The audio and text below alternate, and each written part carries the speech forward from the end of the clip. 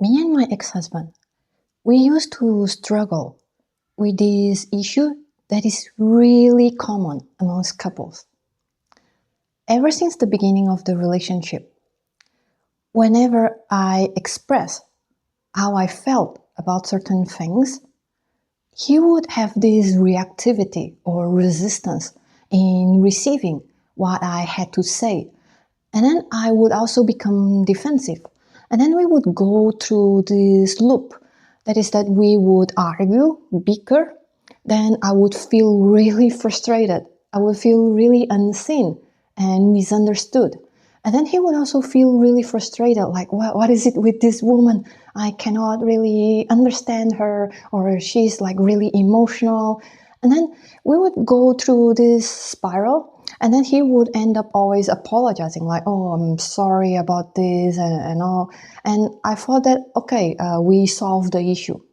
But then resentment would actually build up in the relationship because I wouldn't really have felt seen or understood, because I could sense it and I could know that something was still not right.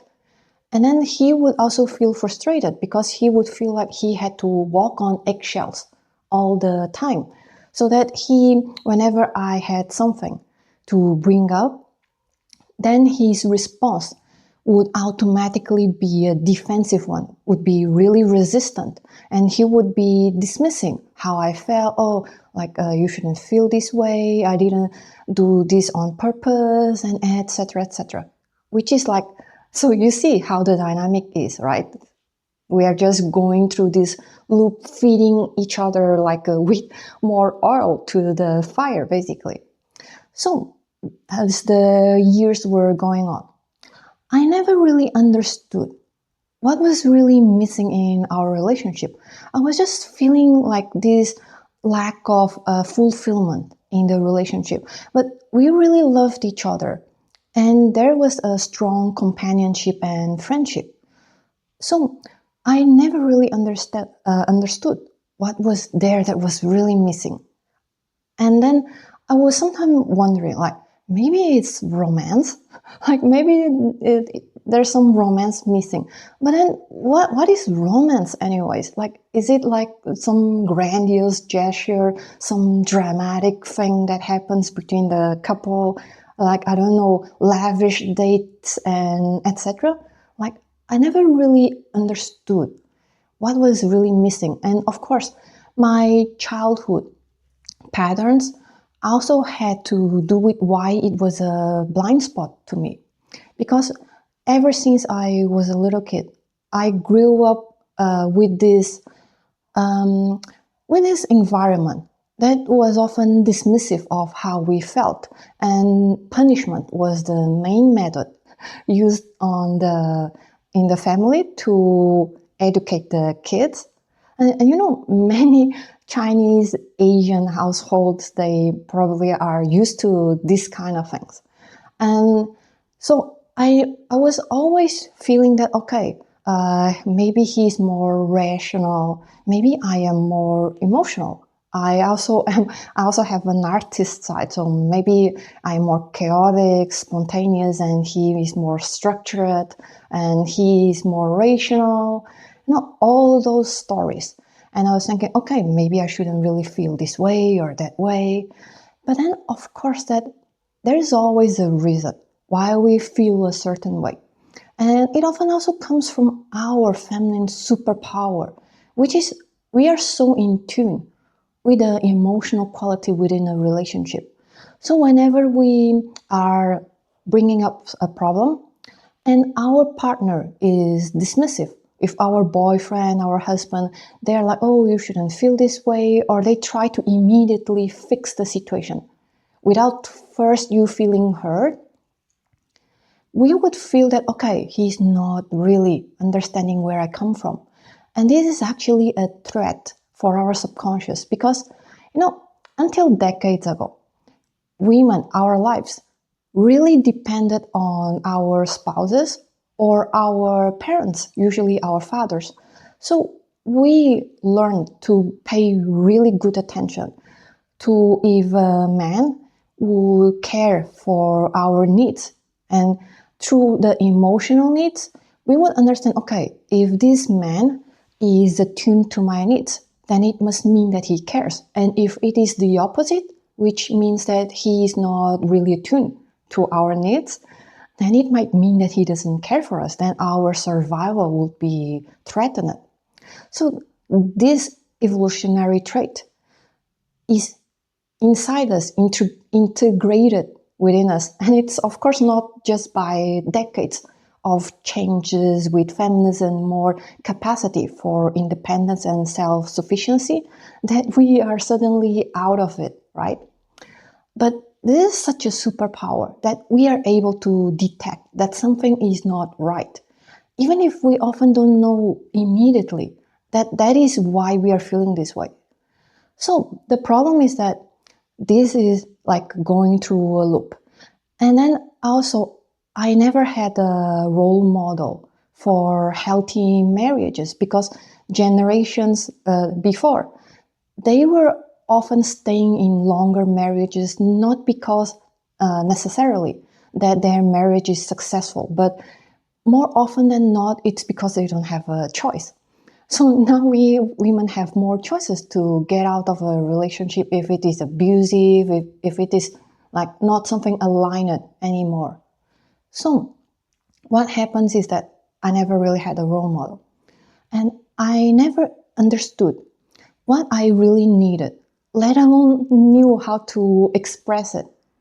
And then the more we went down this loop of pattern, the more I stayed in my masculine essence, which meant that I couldn't trust my ex-husband's leadership.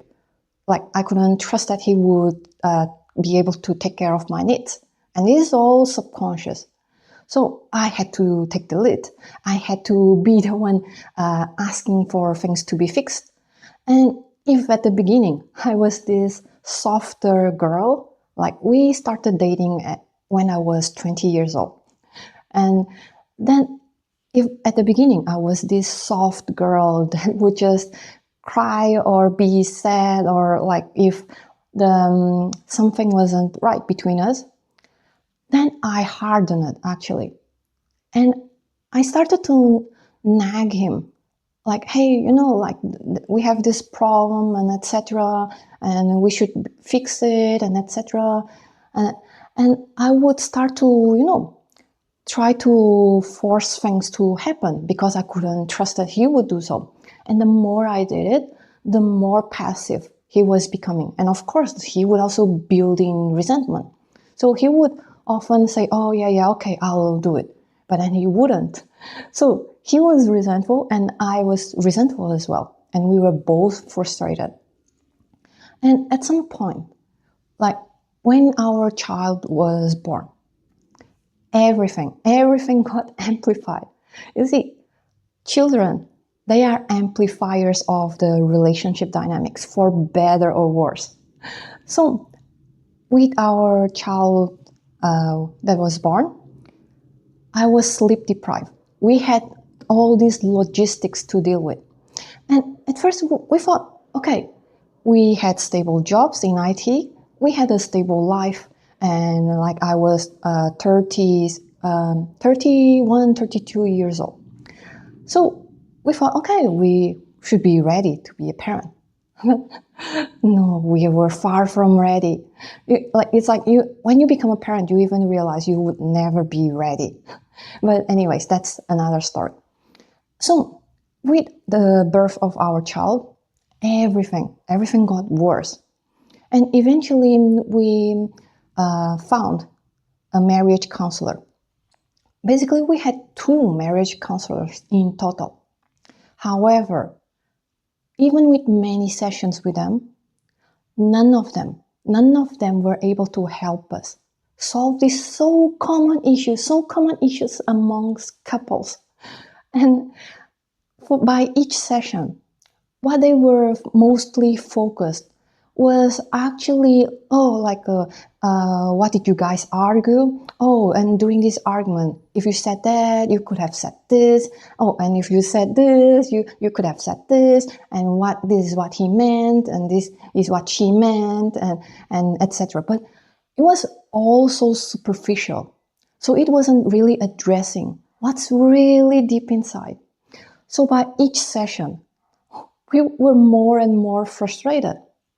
And if at first, the first few sessions, I was like bearing it, like my hope was losing by each session. And I was thinking, okay, maybe I just need to hang on long enough to see that there was a change. But when we are long enough without seeing any change, you know how desperate it feels, because we both loved each other a lot, but we just couldn't get past these issues that we have. And so many couples are like this. They distance from each other, even though they actually deep down, they actually needed each other. So then, you know what's funny is that one day I just found this book. I think it's called How to Fix Your Marriage Without Talking About It, something like that. And that was my first relationship self-help book. And at that time, I didn't have the habit to read at all.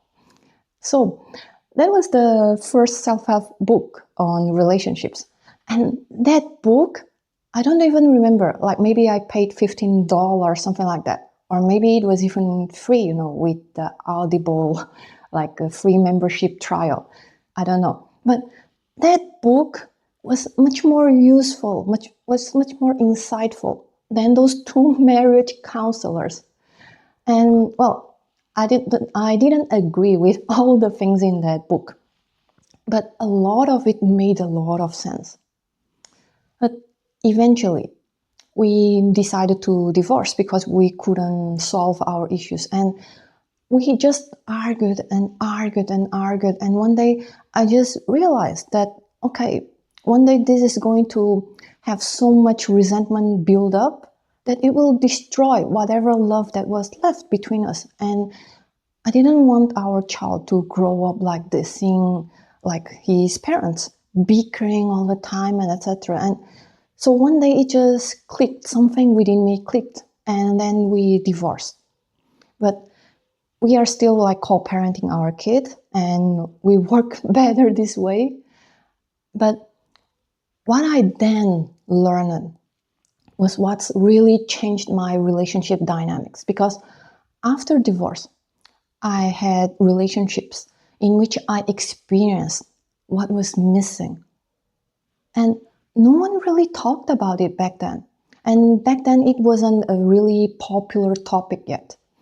So, what many couples should actually learn is the masculine and feminine polarity. Learning this changed my life, changed my relationships, my relationship with myself, and my relationship with my partners. So, I came across this concept when I entered the next relationship. And this person was a life coach, and he was the one introduced me to this concept. And because he was a very masculine man, then I was like naturally going towards to a more feminine place within myself. And although I was still having lots of resistance, like thinking back, I was really having a lot of resistance. And well, eventually that relationship didn't work out because we really had a lot of baggages and traumas that we didn't realize would have such a huge impact on our relationship. But that relationship taught me a lot. It was the beginning of what I would understand a lot about the masculine and feminine polarity. So when we understand this, like, I feel that I am naturally more in my feminine essence during relationships. And that's what I really desired the most.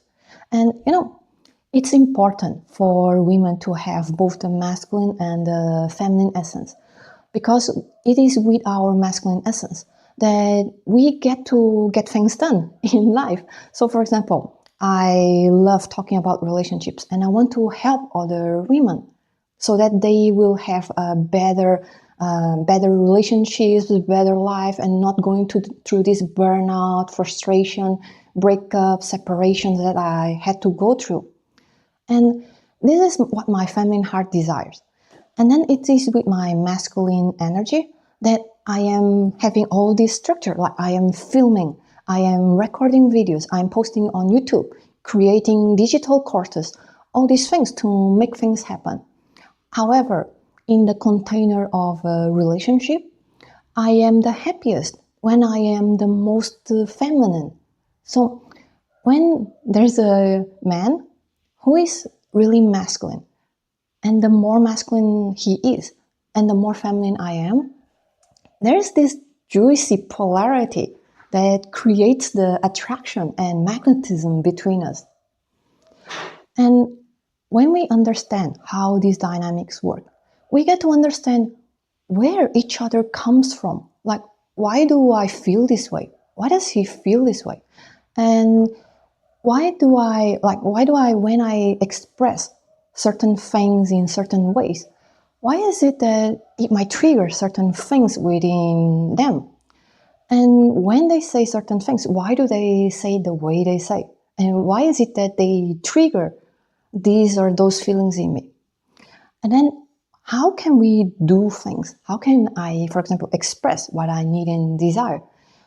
That instead of triggering him, I would inspire him to actually care for me to the point that I might get him addicted, that I might get the masculine addicted to satisfy my needs and desires. And learning all this, it took me some time to learn especially because like years ago, these things were not really popular. And they are not new concepts because Carl Jung was the one who started with the concept of animus and anima, which is the inner masculine and the inner feminine. But then it was the recent years that we start to hear more and more about this, which is good because we really need this awareness for for a better understanding, because we understand how our inner masculine and inner feminine operates and what feels more natural and satisfying for us, and how we recharge really, and then how it translates in a relationship and how we can actually bring in more romance, understanding, connectedness. And a big thing is the emotional safety.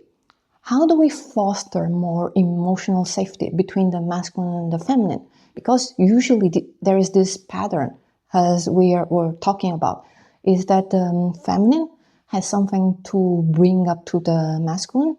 And what happens is that so many men, they also come from a wounded place. So that whenever the feminine, that also comes from a wounded place of fearing that they are too much. So they have this guarded energy already. And when they talk to the men, they are like, you don't do this, you don't do that, I feel really hurt, I don't feel cared for. And this actually triggers many men's not good enough. So for women, it's like, I am too much. And for men, then it's like, I'm not good enough. And these are such deep wounds within us, often subconsciously, because many people don't realize it. And then, of course, then we would be like butting heads with each other. And then it gets worse and worse and worse. Then emotional connectedness goes out of the window. The man becomes more passive. The woman would chase after them, want to fix the problem, because in us, we detect that, okay, something is not right within the emotional connection. We need to fix it. Until one day she just checked out. And then he will be like, okay, something is not right. Then they try to fix things, but then it is too late because the resentment already destroyed a good part of the relationship. So, if you find this content useful, let's keep in touch. And also help me grow my channel by like, share, and subscribe. And yeah, stay tuned. And welcome to the Blooming Feminine Academy. And also, my name is Monica. And see you next time. Bye.